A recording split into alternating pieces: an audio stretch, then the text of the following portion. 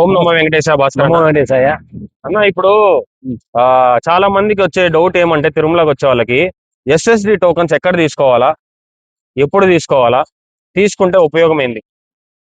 ఓం నమో Venkateshayya. Venkatesha SSC ticket కావాలంటే ప్రతిరోజు Vishnu Nivasam, Srinivasam, Bhudevi complex ఇస్తారు. ఓకే, ఇప్పుడు శ్రీనివాసం ఎక్కడ, విష్ణు నివాసం ఎక్కడ, భూదేవి కాంప్లెక్స్ ఎక్కడ?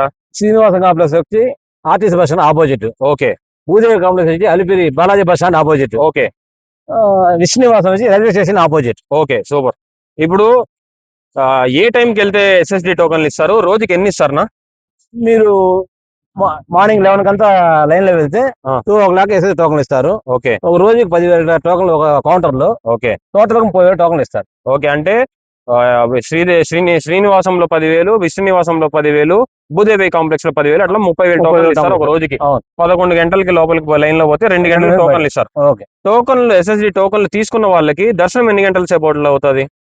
4.5 hours అవచ్చు. 4-5 గంటలు అవ్వచ్చు. Okay, 5 hours maximum. ఓకే, ఒకవేళ టికెట్లు లేని వాళ్ళు డైరెక్ట్ తిరుమలకి వెళ్ళి దర్శనం చేసుకోవాలి.